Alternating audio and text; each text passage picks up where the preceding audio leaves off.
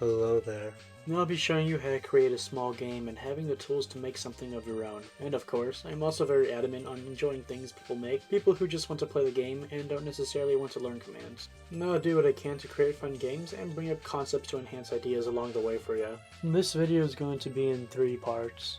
A walkthrough of what I have, so a miniature showcase, the general building and relevant chords, along with the stages, and a command tutorial that will be broken up in multiple sections.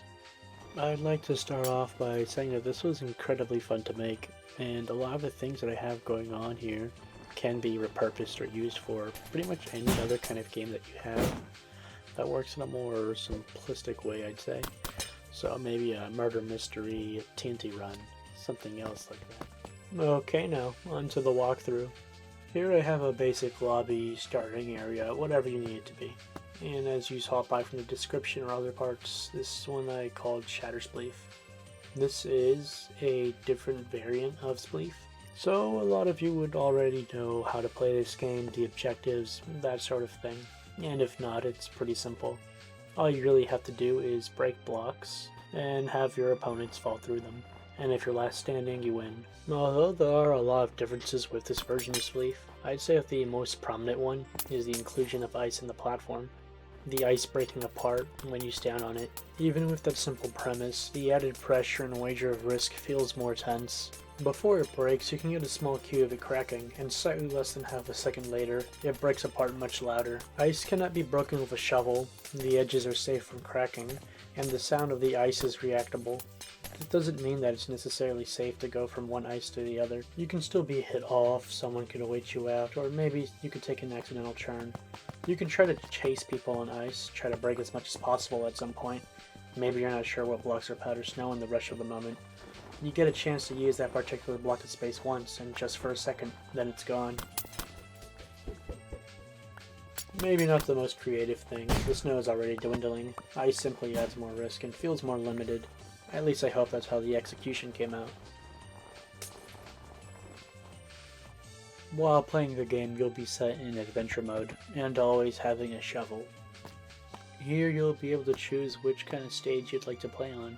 A standard stage where just ice surrounds the snow, and a random stage. In adventure mode, you won't be able to destroy the blocks around, and not even the ice. Though because the item is custom, you will still be able to destroy snow like normal. Another feature of the game is a placement system for who wins second and third. It's not necessarily needed, but it's nice to have. Over on this side we have a selection of items on this wall.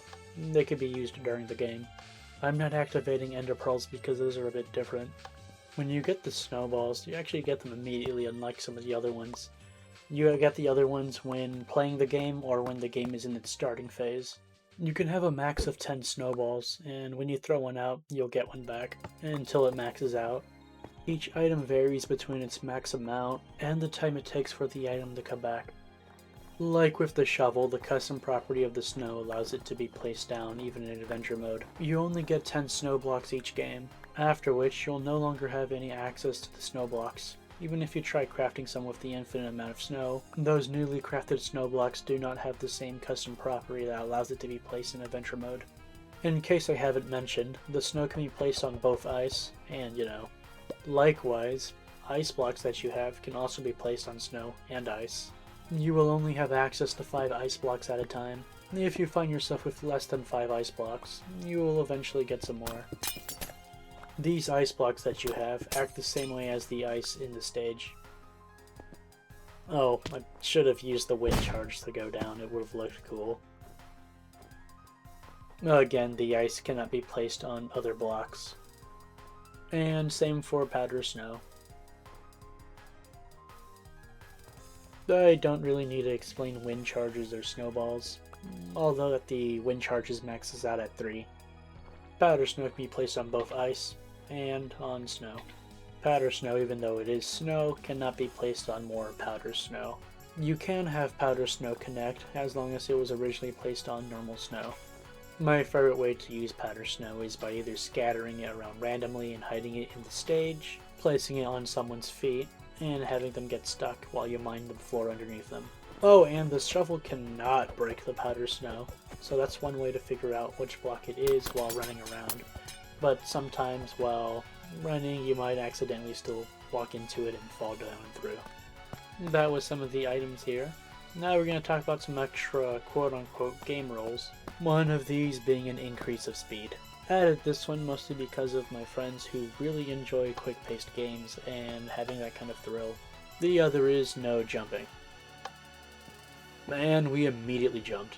This one disables the option to jump, so the button just will not work. Though because of how I have it set up, okay, and it just immediately turned off. Okay. Was being lazy with the way that I set this one up. When jumping's disabled, you could still jump, but only in a single tick. Because of the way that I have it where you turn it off, it takes a few seconds for it to actually turn off. Okay, so when starting, you get your inventory cleared, and when the game starting counter reaches 0, the game plays. If you're the only one there, the game will automatically have you as the winner. This setup is for always multiplayer. You probably already noticed the placement system at the end of each game, and at the end of the games, everything refreshes and restarts. With that notion, thought it'd be important to have in place a system that checks if anyone leaves the server for whatever reason, along with to count for all the players currently in the game. Mostly so that the game will not break or get stuck and become unplayable afterwards to the remaining players. We even had something that tested for no winners and gave out a draw, but instead changed that and decided to have something a bit more simple, to have it work kinda as a forfeit at the same time. You just look up for a short while to use that. And the showcase portion of the video is done. Wasn't planning to initially include this, though the game will be easier to make with better reference and idea of where the chords should be. Something that I do want to say is that I want to emphasize how customizable this all is. You can choose to change anything or add whatever else you want. I will talk about customization a little more at the end of the video and throughout it. I'm just going around and showing the icy mountain theme to it. It's not a very complicated build or anything, and you can see spots where it's very obviously not professionally made. I kind of just whipped up whatever and kind of just went for it. For the commands, it will be pretty important for you to have an idea of what size the stage is going to be. So I have a 37 by 37 for the area that the people will be playing in. And I'd say maybe 5 or 6 players before it starts to feel way more crowded. Okay, and over here I will be showing you the vertical space that the players can go up to. Above that is a ceiling, and you can't pass it while playing the game. The ceiling being the 16 blocks up. I'm going to call this one Ceiling 1, and it's going to be pretty important since this is where all of the players who are not playing the game currently will go. And up there is Ceiling 2. Ceiling 2 is going to be especially for the spread players. Yeah, I'll explain that more a little later. Now I'm going to be showing y'all the inside of the arena and how that is made. A pretty simple vacant area for the players to just fall through. It's made of just blue ice and packed ice. And inside the icy mountain, it's just mostly hollow. Yeah. The drop actually goes a little bit under where the ground is. So I have it going down a bit more right here. Boom. It is made of glass and sea lanterns. I think it's like 4 or 5 layers. You can probably see from here. And this is the pattern that I used for the edges. It's not so visible, but it gives a nice little effect of fading. And yeah, here are the deny blocks and border blocks. The deny blocks aren't very important. Adventure mode already makes it unbreakable. And be sure to put the border blocks where the walls are at, like at the very end of your edges of your stage surrounding it, so you can't actually bypass it. Here I'll be showing y'all something I don't see a lot of people talk about, and that's the creator settings of enabling the copy coordinates. You've seen the basic building, and now we're going to be moving on to the stages and how those are made. The standard stage is snow surrounded by ice, and the random ones have the ice in different patterns. The floating text is vanilla, and I'll be showing those commands in the command section, and I have a separate video for it. The commands for the standard stage and random stage are pretty much the same, but we'll get to the commands later. Right now I'll be showing you the actual stages. The bottom left one is the standard and first stage, Second, similar but with thicker border, larger corners, split into half. The next is split into fours, but it's actually thinner. With a donut, 25 die, double triangles, got a diagonal, and then for the last one, it's just a mixture of a pattern. I have a layer of barrier blocks over the platform, so I won't break the ice on stage. I'm using structure blocks because I find it as a great and easy way to just have something made and then save it, and to be able to paste and load it for later, especially for the more complicated platforms.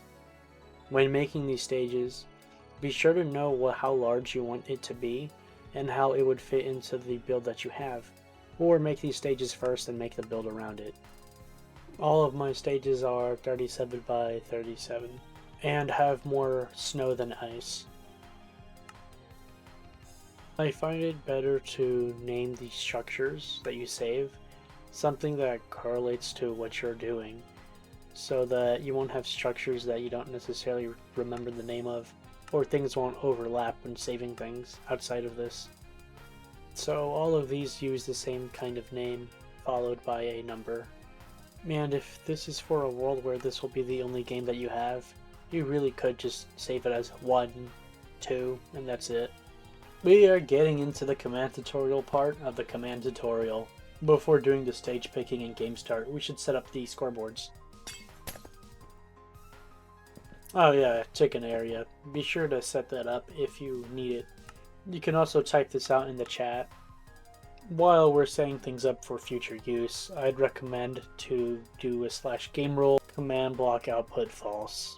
This will help with cleaning out the command text that you see. I would recommend turning this off, putting it into false. There's also another thing that people frequently turn off, though honestly for this one I would recommend against that. Way too often when people ask me for help, they cannot pinpoint what's wrong, or if they can, not too sure what's wrong to begin with. It's then annoying to find that they have command feedback off. It does clean chat and make it look a lot nicer, but while you're currently making a project, you should have it on at least to see what commands have errors, and to see what commands are playing or not.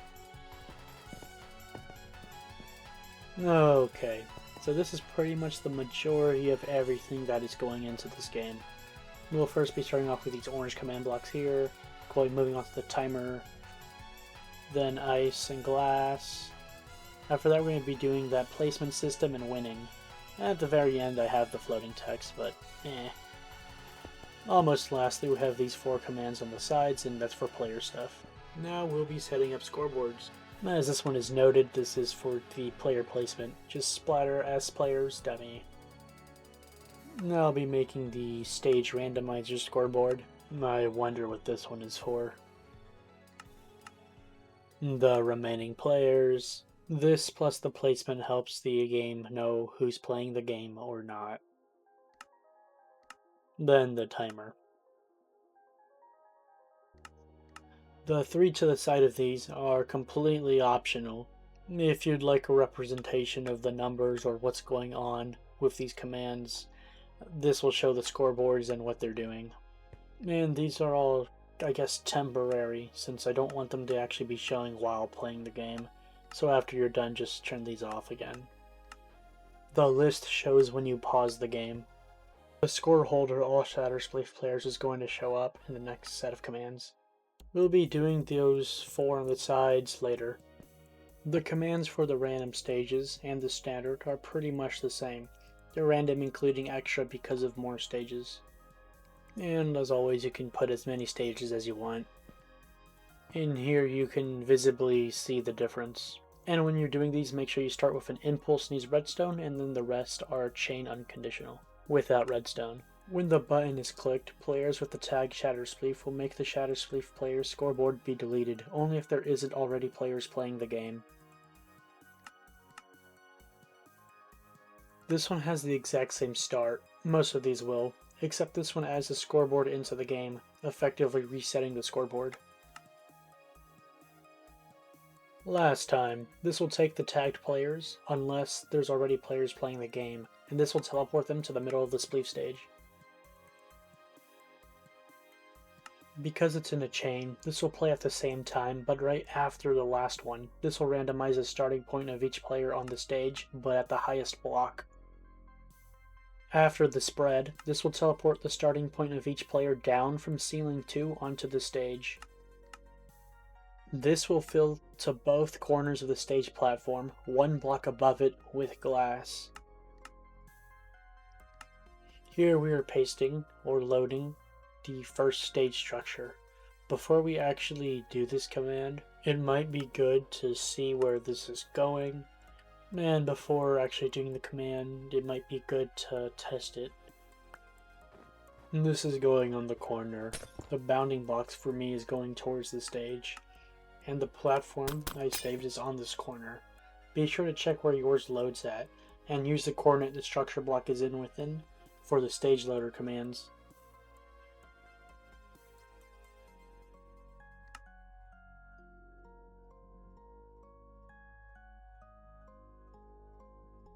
So where the structure block is should be where it loads whenever you put it into the commands.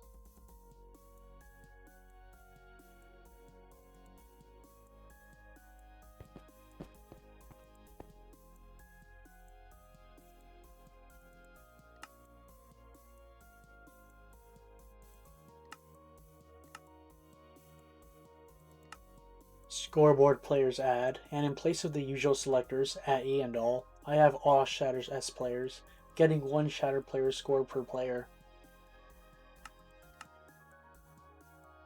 Again, a score placeholder instead of an entity, Shatter Spleef countdown, gets 3 timers score.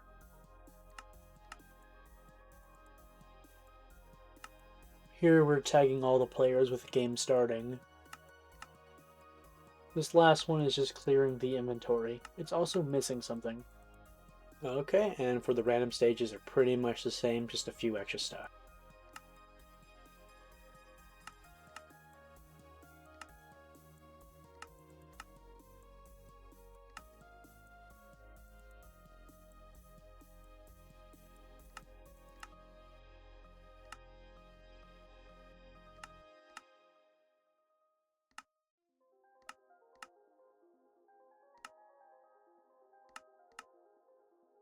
This is the first different one, giving the closest tag player a random stage randomized score between 1 and 10.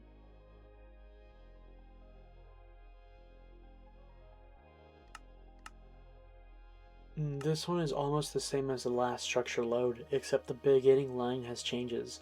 So if the closest player has a random stage score equal to 1, then the rest is unchanged. The following is the exact same, except we replace all the 1s with 2s. And then so on for the rest. 5 with 5s, and then going consecutively from how you name the structures.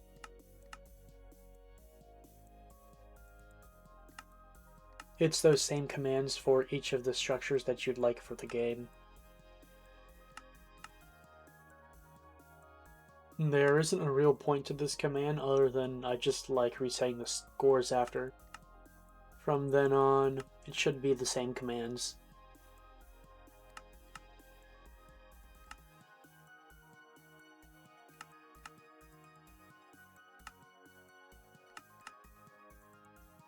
This one is also missing something. Okay, we're done with the stage selection. We'll be moving on to the game starting. For the next set of commands, we'll be doing the game start timer and cleaning the stage. Along with that, we'll also make this bottom area of the platform inaccessible for blocks. After a stage is chosen, the game will be triggered to clean the stage for the game, put a layer of glass, count down for the game to start, then remove glass. Pretty simple, we mostly just rely on chords here. For the chords, know what area players will be in, and get the opposite corners noted for commands. The glass will be right above the snow, and a barrier block being above that. I do have glass on the other side in case it gets confusing. In the commands, we will be filling one corner to the other, glass to glass. We'll be pretty much doing the same with the barrier blocks too. Get the block positionings, and if you have the creator UI copy chords thing, it'll be easier to check blocks and note them. You probably wouldn't want to be saving the glass block and the barrier block at the same time, unless you have them noted. The second corner for the barrier block is on the opposite corner, but right below the roof of the game. The commands for blocks being placed under the stage and being removed work the same as it does above, but will instantly get removed anytime. So on the block the barrier is getting deleted on, where I'm placing it, save it on this chord. Then the second coordinate is on the opposite corner, but 5 blocks down. I doubt people could place blocks that low, but, you know, it's just good to have anyways. Phew. We're gonna start on the 2 on the right. If a Spleef player has a tag game starting, it will fill the area between the glass floor and the roof with air. This is the command where air constantly fills the area beneath the platform. Now we'll be making the game starting countdown timer. If score holder countdown score timer is 1 or more, and if Spleef player's starting game, remove 1 timer every 15 ticks. Players also have the timer scoreboard. Have the commands over there. That TPs players back to lobby. When countdown matches 0 timer score, tag all game starting players with game playing. Very similar, except we are removing the game starting tag. If the countdown timer at 0 and if Spleef players have tagged game playing, remove the glass platform. Here we are resetting the timer score of the Shatter Spleef countdown. This is the last for the timer.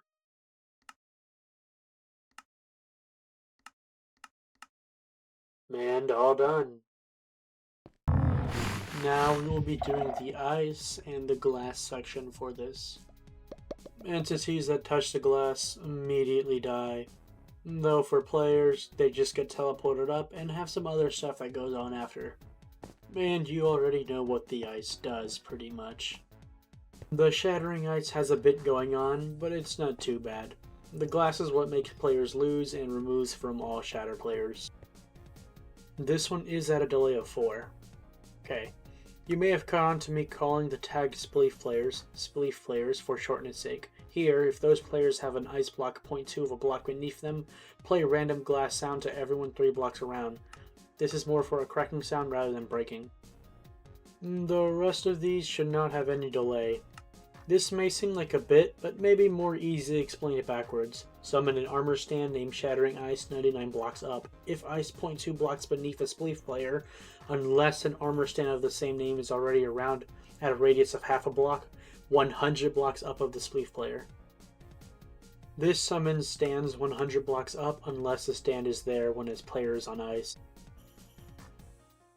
Execute as each individually named Shattering Ice armor stand. Run scoreboard players add itself 1 timer score.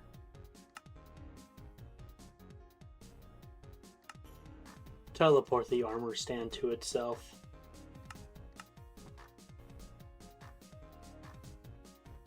If an armor stand's timer score equals 8, position 99 blocks down whilst block of ice is 0.2 blocks below that.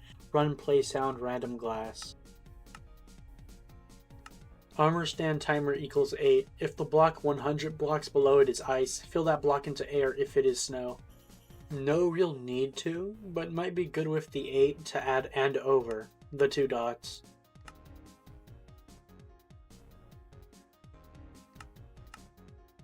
This one's way shorter. If a Shattering Ice stand has a timer score of 8, teleport itself way down. It will kill the armor stand. I have this instead of the classic splash kill, just to bring attention to this way as an option. And that should be the most complicated thing down. If a player also has the tag game playing, and if they fall down to the glass, it will remove 1 Shatter Spleef player score from the score holder all Shatter Spleef players. Have a -3 in cases where players fall too quickly and hit the glass before this works. If any Spleef player has glass 3 blocks below them, it will remove the game playing tag. You should already know that this will play right after the last command because it's after in a chain sequence. If any Spleef player has glass 3 blocks below them, it will teleport them in the middle above roof 1, pretty much a spectating area without using the game mode. This is the command that kills stuff but players. as at E, and the selector type being except players, if glass just below them /kill. This is the game over and player placement system. Have it separated parts, but all work in tandem to make up the player count and game end. This command solidifies what place a player ends up in. While a Spleef player has the game playing tag, their Shatter Spleef player's score will match with all Shatter Spleef players' score holder. This works with everything else. By someone who doesn't have a game playing tag, their score cannot match and change. It is stuck on how many players are remaining at that time. Upon losing game playing tag, a different scoreboard removes them from the remaining game player list and reducing the overall player count. This one checks if there isn't supposed to be any players playing Spleef, then removes game playing from players. This more so affects players who leave mid-game and rejoin later. This is important so the game doesn't get stuck and become unplayable. We only have these 2 towers left, and we're almost done with everything about the game. I'm going to be showing a player leaving again, and talk more about what's happening. Every player in the game gets a score of 1, and at the top there is a score holder, all remaining players. If all remaining is 1, 1 player is left, and that player wins. Although proxy leaves, if they join back, the game will act as though they lost, just as someone falling through the platform. Kinda. When I am not playing and they join back, their game playing tag is removed. They won't automatically teleport back to lobby, but do have in place a way for them to do so. This is the arrangement that constantly refreshes how many players there are. There is another way to reset everything scoreboards, but I haven't really messed with that much yet. Execute at the players if score holder all Shatter Spleef players. Shatter Spleef players score matches 1 or over. Run scoreboard objectives, add scoreboard remaining Shatter Spleef players. If game playing, each individual player will get a remaining player score of 1. You saw this on the remaining Shatter Spleef players scoreboard I showed just earlier.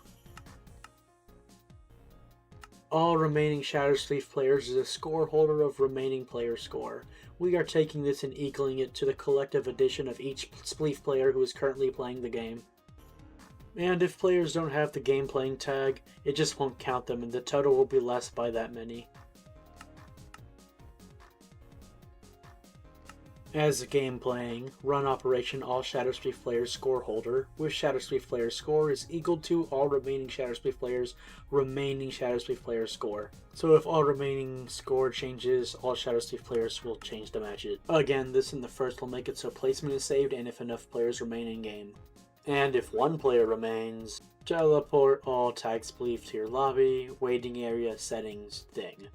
They should not stay in the game playing area. That went up their mind.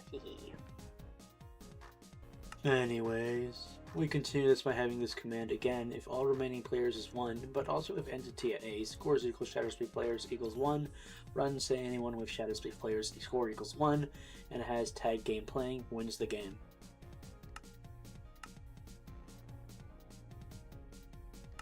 Pretty much exactly the same apart from Shatter Spleef players scores 2, and tag is not game playing. And of course, not wins the game. Having not game playing I feel adds to accuracy, though that just may be me.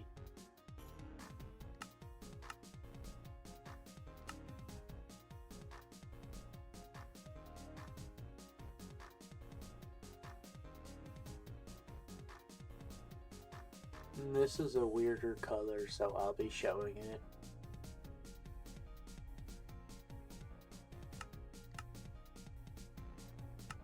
This command isn't as necessary since we'll be doing something similar anyways. May be a bad habit of mine. When it matches 1, remove game playing from everyone. For the command I said isn't as necessary, this is why. Here we're setting it to 0 instead. Come on, last one. Here we are resetting everyone's Shatter Spleef player score with the tag Spleef. We don't need to do this with the remaining player count. And that's all for the game over. It's quite a bit, and not necessarily necessary, but it's nice. This right here is for the floating text. I actually have a video on this, but I might as well show it quickly since the video was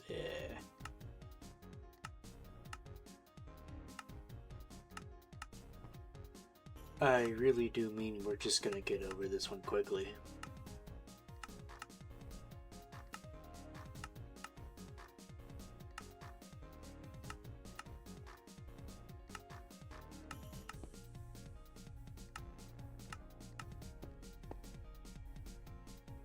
Okay, so to use that, summon in a bat named text, and you'll be tagged text. Another one for this is you can actually get an anvil and rename a spawn egg text. You know, so in cases where you want to put down a bunch, that kind of thing.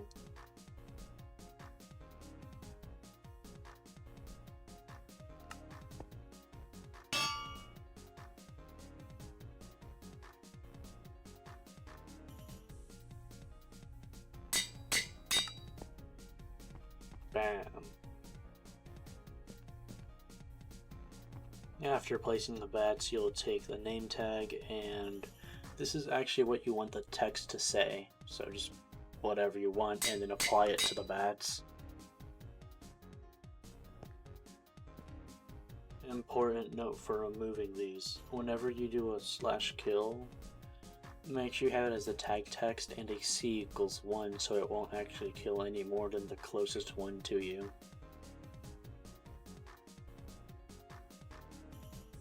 You've probably already seen the ones that I had upstairs.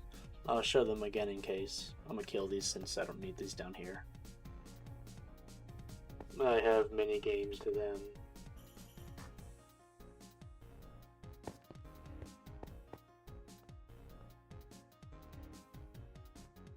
Ooh, vanilla flow text. Ooh. Also, you can have the shadows be less visible by viewing it from below, I think, and by having the bats slightly higher up so that the shadow doesn't reach the floor. We'll be moving on to the next set of commands. These are actually going to be affecting players at all times, and those at the end teleport to spawn. These first three are very similar. Effects that pretty much just keep them alive. The true at the end is to make the particles invisible. And giving saturation because getting hunger is annoying.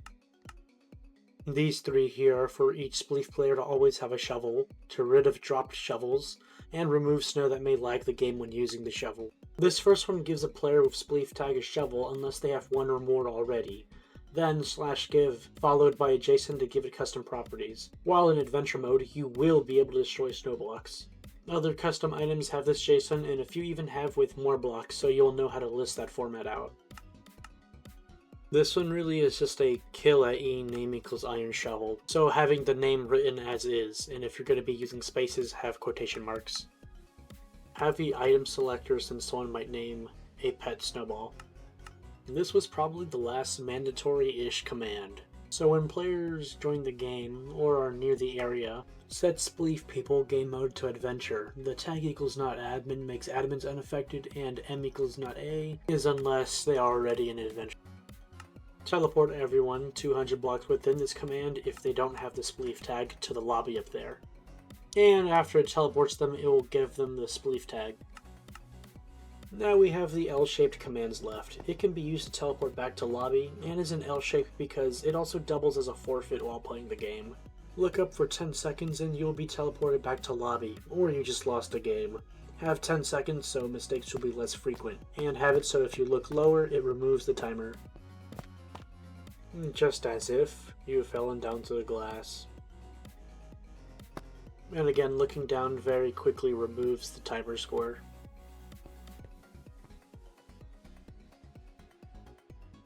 If a Spleef player who is not in the game starting stage looks up, add 1 timer scoreboard per every 15 ticks. That Spleef player with looking up who has a timer score of 10 or more, not just starting a game, teleport them back to the lobby. I will say again that chains play at the same time but right after the other, so if all of that is the same but they have a game playing tag, remove 1 Shatter player's score from the score holder all Shatter Spleef players. If anyone with the Spleef tag has a timer score of 10, remove game playing from themselves. Then we will be resetting themselves from the scoreboard. To end off the TP or forfeit, you can cancel the timer if your score is between 1 and 9, under 10, and are looking lower. This is the last command for constant player stuff. Items. You can have any assortment of items that you want, whatever you want to add, pretty much. Just do what you like. Just as everything else, I'll be showing you the commands so that you can make it yourself. Very easy, a majority of them being 2 commands. And I'll address the question mark. Starting with snowballs, every second is a delay of 20, and does need redstone for this first one. Each Spleef player will get a snowball unless they have 10 or more of the item. The next is for removing them. Each instance for removing items will have this 1 delay. Clear 1 snowball with a data value of 0 if you have 11 or more.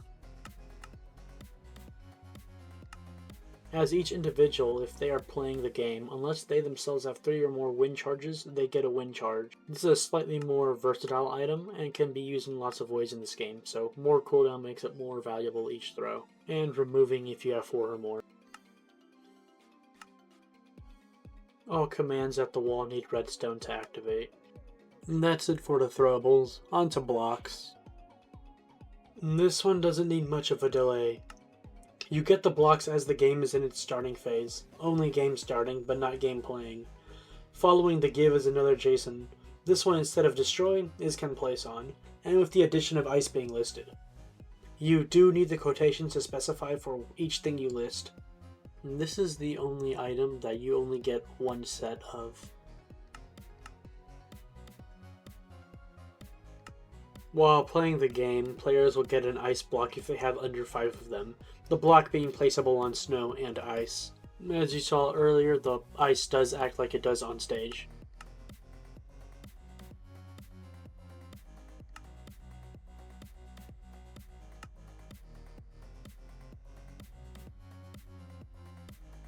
If they somehow get more than 5 ice, remove 1 of them.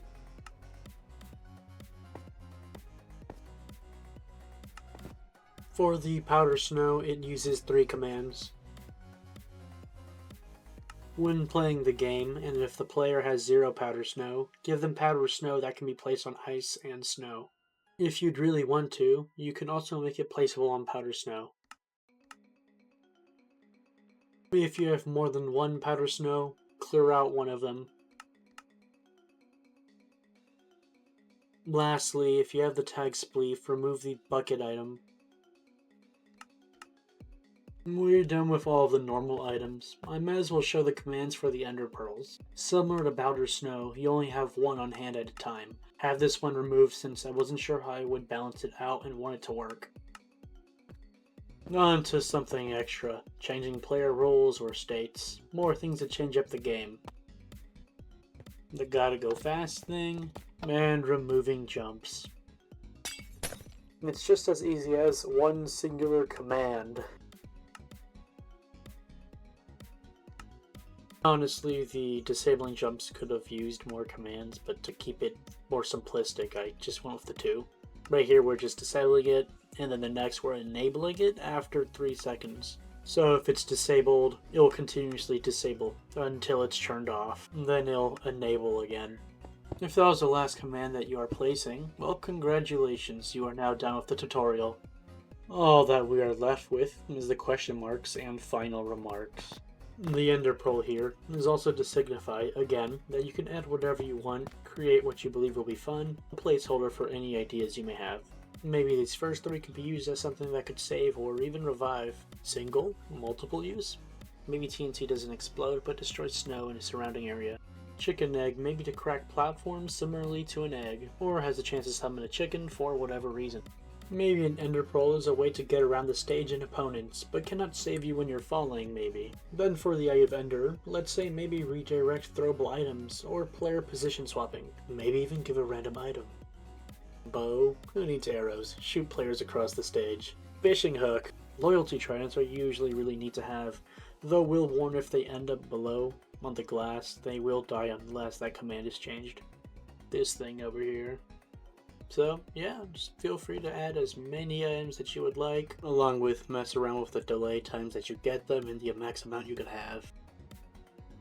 There's a lot of space that I have over here on this wall. Maybe in the future I'll update what I have and maybe add other modes, team choosing, or even have the space on stage be affected by different map layouts created from walls. A huge part of what makes this game feel fun is the customization, mix and matching of items and player states. all playing around a classic game with a new significant mechanic that builds on top of the game's original idea. I hope this is something you'll find to enjoy.